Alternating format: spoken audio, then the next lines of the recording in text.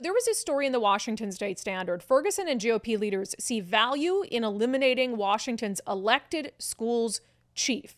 So the idea being, I mean, Bob Ferguson campaigned on this, right? Bob Ferguson campaigned on eliminating the elected position of OSPI, which you just voted on and gave Chris Rakedahl a third term, and replacing it with a cabinet position that's under him that would be an appointee of the governor, because he feels like it would make the public school chief more accountable, which I just think is a really bad idea. I don't think, similar to when King County voters voted away their right to vote for sheriff, I don't see how giving a politician control over someone is making them more accountable than giving voters control over someone. So Bob Ferguson campaigned on wanting to do this. He couldn't do it on an island. It would take a constitutional amendment, 2/3 support in the House and the Senate. But then the real surprise was that there were some Republicans who say, yeah, I support that as well. One of those Republicans is the Senate Minority Leader, so the head of the Republicans in the Senate, John Braun,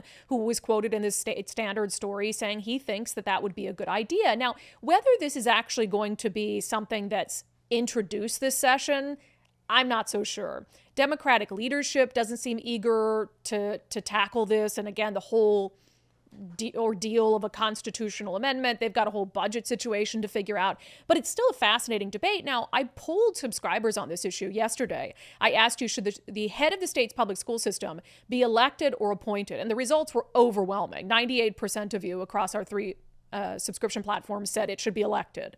And for that reason, that you want them to be accountable to you, not accountable to a politician like Bob Ferguson, who will probably be the governor for 4 terms. Lord only knows. So Senator John Braun got in touch with us and he said, hey, you should have me come on your show and explain my position on this. And so today we allowed him the platform to do just that. Senator Braun, welcome back to Undivided. Well, thanks for having me. Yeah. So you ready for the session? What are your expectations? Well, you never quite feel, at least I never feel fully ready, but I think we're pretty well prepared. I mean, I think it's going to be a challenging session, lots of important things to deal with, not surprising. The biggest issue is the budget. I think that's going to be the big fight. And right now, the Democratic majority is certainly signaling that they think the answer is taxes. I think they're 100% wrong. So that's going to be, I think, quite a debate. And hopefully, I think we have the better argument. So we'll see where we get. Where we land. Can you promise me right now that not a single member of your caucus will vote for a new tax increase? I'm very cautious about speaking for my colleagues in the caucus, but I think I can safely say that none of them will support a tax increase. All right, let's hope so. Okay, so you and I go into the session with a little disagreement. Let's hash it out, shall we? I said I'd have you on to make your case. So this isn't a bill right now or a proposal, and it sounds like the Democratic leadership isn't really eager to prioritize it either, but I think it's an interesting conversation. So you support Bob Ferguson's wishes, essentially, to have the head of our public school system be folded into his cabinet. Make your best case, sir. Well, I mean, just broadly, let's be clear, Governor-elect Ferguson ran as a moderate Republican. If you look at his talking points from this one to all the other ones, he adopted Republican talking points for the last 3 or 4 years. So why would we not want to hold him accountable for those? He promised to do certain things. This is among them. So I'm supporting him. Now, I want to be clear. I don't think he really wants to do this. He just wants to get credit for being a change agent. So he'll say, yeah, I want to fix K-12. I would change the OSPI so it reports directly to me and I'd make it better. But he knows that the Washington Education Association is going to put their thumb on this. It's never going to happen. And he gets credit for both, right? That's where he's at. So I'm just saying, no, let's do this. Let's seriously do this, because the reality is the superintendent of public education is little known to most people, including parents who have their kids in education, and yet he exerts enormous influence on the effectiveness of that program. It is clearly failing. I don't think we disagree on that, hopefully. Half of our students, more than half of our students, aren't reading or at math level, grade level for math. Having trouble speaking. Did you go to our state's public school system, Senator? Yeah, I am a public school graduate. We're by any measure, we're failing. 10 years ago, we were a top 10 in the country, and now we're below half, and we're falling back. And here's the worst part of it. The tops, people say, well, Mississippi's doing better than Washington right now, which is true. But it's not because their top students are doing better than our top students. All of our top students are doing just fine. They're going to do well, and great, good for them. The students in the middle, the students that are struggling, whether it's financial or academic or social, emotional, when you're talking about the achievement gap, that's where we're failing. The kids that the Democratic majority say they really care about, they are 100% leaving those kids behind. I do care about them, and I think the best way to do that is to make the person that voters are paying the most attention to accountable for this. And I get that's a hard thing to do, that it could get spread broadly with many responsibilities of the executive. Let's be clear, nearly half of our budget, it should be over half of our budget, goes towards K-12 public education, over $30 billion. And yet most people in our state don't have any idea who the superintendent of public instruction is. That shouldn't be the case. Yeah, they should at least know who's in charge. I think my predominant issue, same reason with the King County Sheriff, is this idea that somehow a government official would be more accountable if they were accountable to a politician rather than the voters. I mean, doesn't it give voters less accountability for who's in charge of their public school system? I think 90% of the time I would agree with you, Brandi. I agree with you on the sheriff position. I think 100% those should be elected positions. But that's because they get a lot of attention in that election. It's a very front and center election that voters are really paying attention to. The reality is, sadly, that nobody's paying attention to the superintendent of public instruction race. And even when they do, the Washington Education Association rolls in with $500,000 or $1 million or whatever it takes to buy that election, and they scoop it up. So nobody really has a real voice. I mean, if you look at these other, besides the governor certainly, and maybe I'd say the attorney general, very few of our statewide races get a lot of attention. They certainly don't raise a lot of money, and therefore, unless you have a particular interest in it, it doesn't resonate with voters. There's no. So I'm with you philosophically that the best accountability is directly to the voters. I just think in this case, it's not working. And as they say, if nothing changes, nothing changes. We got to try something different. Yeah, wouldn't that be giving, because the superintendent of public instruction race is at least nonpartisan, where there's not a D or an R next to their name. So I find it way more likely, it's still not overwhelmingly likely though, that Republicans or someone who kind of dissents from this real woke political and social indoctrination agenda could be elected to that position. But the governor's office, you know as well as I do that in our lifetimes there will probably not be a Republican in the governor's office. So wouldn't this just be saying, we want Democrats to control the head of our public school system till for decades? Well, a couple things I'd say. Yes, it's a nonpartisan position, but the reality is that the candidates have historically been well known as Republicans or Democrats. It's not a secret. And if somehow on the few cases where we've had, I think 2 cycles ago we had what I would call a real independent running for OSPI. It didn't matter. The WEA thought that the incumbent might lose, so they rolled up and called the independent a Republican, and they lost. So I don't think you're going to get politics out of this. But here's the thing: the ability, even Governor Inslee, who is indifferent to most of anything related to state government except for climate change. Even him in 2021, when we were fighting for months, 6-9 months, we were fighting to get kids back in school. In the spring of 2021, when the superintendent of public instruction was still holding the line on getting kids back in school, Governor Inslee came out and said we should get kids back in school. Republicans were able to put enough pressure, and parents, more importantly, were able to put enough pressure on Governor Inslee for him to publicly say kids should be back in school. I think that gives us political leverage to get results. Does it mean we're going to all of a sudden have a Republican governor? Well, I'm a little bit more optimistic than you are, but I do acknowledge it's going to be a tough go. So what do we do instead? We have to have leverage to affect change. We got to have parents and involved folks leverage to affect change. I think you do that better with the governor, because people will ignore if you say the superintendent of public instruction is screwing it up, which he is. People just won't resonate. People don't get it. Yeah, I mean, just as an example, though, I don't have a lot of faith in accountability through the means of the governor's office. I mean, look at Ross Hunter with DCYF. look at the years of failure at DCYF, literally kids dying in the foster care system, the everything happening at the juvenile detention facilities. And Inslee wouldn't fire him. He's letting him like go off into the sunset. So Inslee absorbed an awful lot of pressure from even mainstream outlets like King 5 about Ross Hunter at DCYF, and he never felt so much pressure that he had to let him go. I think you make a good point. And this may be hopeful on my thing, but I'm hopeful that Governor Ferguson is going to be different. As I said earlier, Governor Inslee's a one-track, pony, right? Yeah. He cares about climate change, climate efforts. For a short period of time, he cared about a pandemic, but then it was right back to climate. And everything else, whether it's, labor and industries or revenue or DCYF or DSHS or any, name your agency, he was sort of indifferent. But we were able, and again, in a perfect world, I'd love to elect a nonpartisan superintendent of public instruction that was focused on kids and getting the best education to prepare them for their future lives. We don't have that right now. I don't see a future where we get that. So I want leverage, political leverage, to get change where we need change. I think we have a better chance if he reports to the governor. Yeah, well, do me a favor. Let's Or she. wait to see which Bob Ferguson we're actually getting. Are we getting the Bob Ferguson he pretended to be on the campaign trail, or are we getting the Bob Ferguson he's been for 15 years? Because he'll be governor as long as he wants to be governor at this point. I truly believe that. So I want to see if he's going to keep his word on things, and if he's actually the change agent that he portends to be.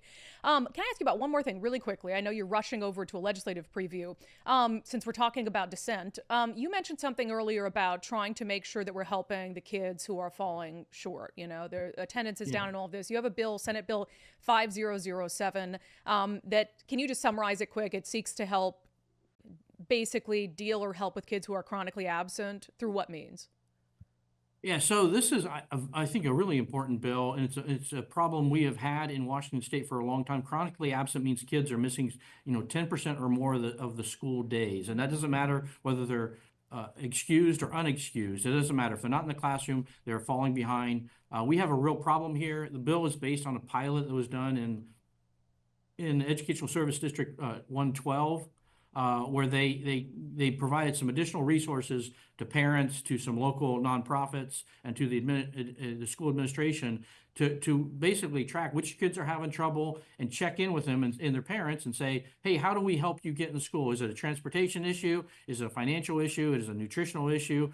What's keeping you from being in class, and can we do something to help? And we should have no illusion. We're not going to solve every problem, but if we can close that gap, I mean, we've talked on and on about kids falling behind, particularly during the pandemic, and not catching up. We're not performing well. It's a foundational thing. They can't catch up. They can't keep up if they're not in the classroom. So this is simply a simple way to give parents, it allows for some nonprofit organizations to get involved, to help parents, help administrators reach out and say, hey, is there something we can do to help you attend class? And with the expectation, if they're in class, they're going to be more successful. The pilot was pretty successful. Again, we're not going to solve all the problems, but we have to get after this. And this is an area where Washington has been, sadly, a leader for many years. We exceed chronic absenteeism, by the way, is a national problem, but we're worse than most, and we need to do better. So this is a year where we're not going to have a lot of money to spend, but it's a small amount of money. I think we can have a disproportionate positive impact. Yeah, and I asked you about that because it's interesting, this sort of like conservative disagreement on aspects of education. The conservative ladies of Washington criticized this bill. They said it's a blatant encroachment on parental rights. It allows school superintendents to assume they know best, often bypassing parents and handing students over to juvenile courts for truancy issues. They call the approach heavy-handed. What do you say? So this very clearly isn't about truancy. It's not excused or unexcused. It's just absences. I think they're completely misunderstanding the bill. If you go look at what actually happened in the pilot, you'll see this was a cooperative approach. We were trying to help parents, help administrators find ways to get kids into the classroom. And this is not an attack on parents' rights. I think they're just flat out misunderstanding the nature of the bill and how it was actually done in a pilot program. There's no aspect of it where the schools would be allowed to essentially assert their will over parents in terms of how their child's truancy issues are dealt with?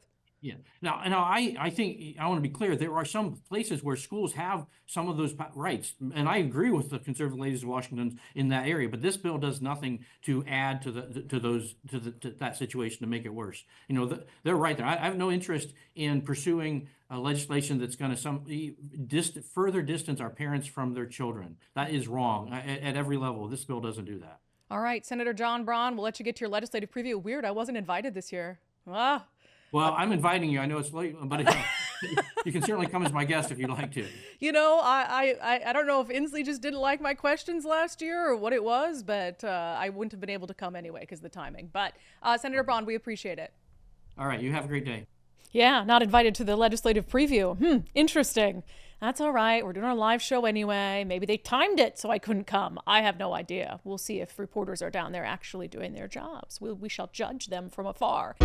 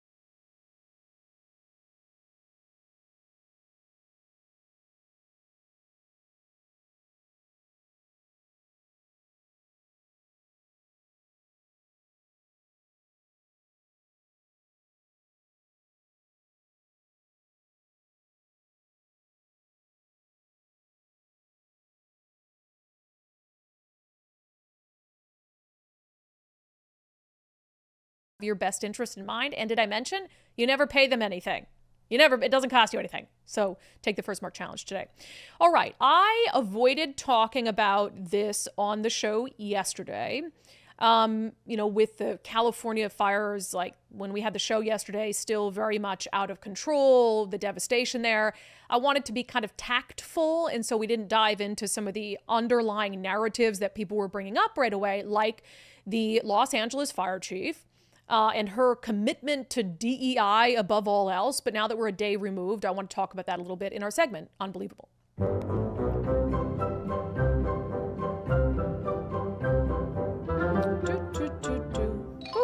And look, I know there's still a lot going on in California, but there's more to this story about, it's Kristen Crowley, who's the fire chief, and she's the first female fire chief, and she's also a lesbian. Like, I genuinely don't care. Don't care who you sleep with. I don't care what you got going on under your shirt or in your pants. Can you do the job? Are you competent? Obviously, you guys know I'm not in favor of DEI hires. I don't know if this is a DEI hire. If she is qualified for the job, great. But it's the fact that whenever there is a hire like that, they make it about that. They make it about the gender. They make it about the sexual orientation. It was like when Biden appointed Ketanji Brown Jackson to the U.S. Supreme Court. She was very qualified. You might not like her ideology, but she was very qualified on paper for the Supreme Court. But he made it about the color of her skin, which to me just undercut her qualifications and made her look like a DEI hire. Now, the problem I have with the fire chief, Kristen Crowley, is they have had so many like actual fundamentally concerning things going on in the fire department there, like a big slash in their budget.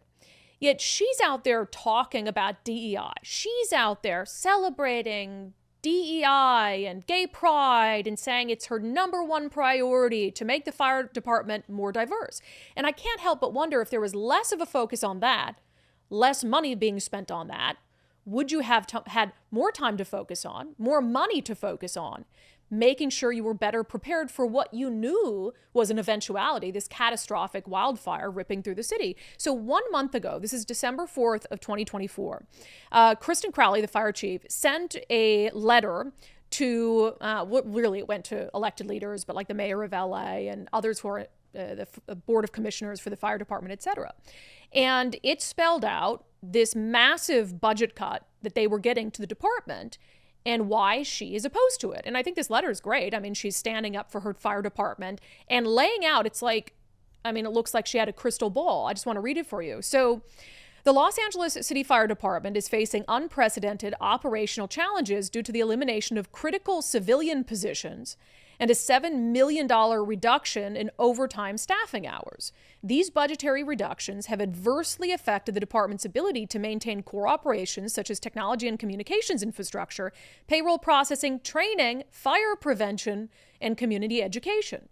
In addition to these impacts, the reduction in overtime hours has severely limited the department's capacity to prepare for, train for, and respond to large-scale emergencies, including wildfires, earthquakes, hazardous material incidents, and large public events. Specialized programs and resources such as air operations, tactical EMS units, disaster response, and community emergency response teams, which rely heavily on overtime hours, are now at risk of reduced effectiveness. And then she says this report provides an in-depth analysis of these cascading impacts, underscoring the critical need for resource restoration to ensure operational readiness, firefighter safety, and the delivery of high-quality public service. So just 1 month ago, the fire chief in LA, who's now under scrutiny for focusing on DEI efforts, was sending the board of the fire commissioners a letter basically saying this money that the city and Mayor Karen Bass has cut from our budget hurts our ability to respond to mass casualties, to train our firefighters for wildfire prevention and fighting wildfires. I mean, it's literally like crystal ball stuff. And now you see the situation that we're in right now. I'll revisit that letter in a moment. But Mayor Karen Bass, as you know, she was out of the country. She was in Ghana. And she's trying to get a flight back. And this Sky News reporter confronts her on the jetway, on the jet bridge. And here's what she said. Do you owe citizens an apology for being absent while their homes were burning? Do you regret cutting the fire department budget by millions of dollars, Madam Mayor? Have you nothing to say today? Can you back up, please? Appreciate it. Have you absolutely nothing to say to the citizens today? Elon Musk says that you're utterly incompetent. Are you considering your position? Madam Mayor, have you absolutely nothing to say to the citizens today who are dealing with this disaster?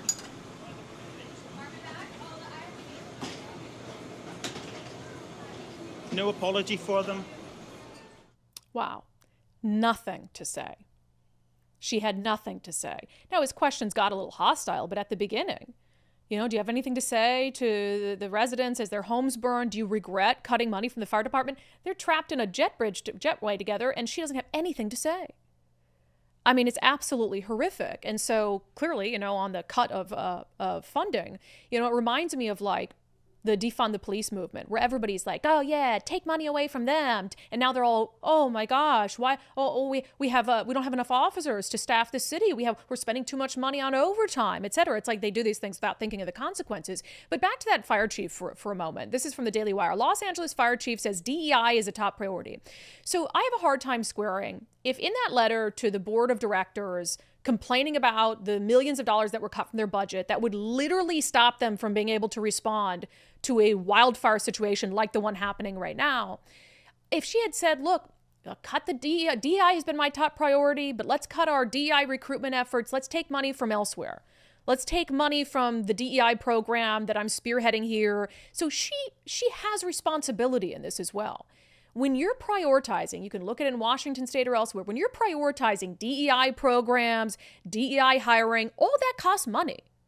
DEI programs aren't for free. It's not like you just put out a memo saying, come here, people of color and gender diverse people. No, you're out there actively recruiting these individuals and you're spending money on that at the expense of spending money and time and energy and focus on preparing for wildfires, on preventing wildfires, on making sure you have the necessary equipment and personnel.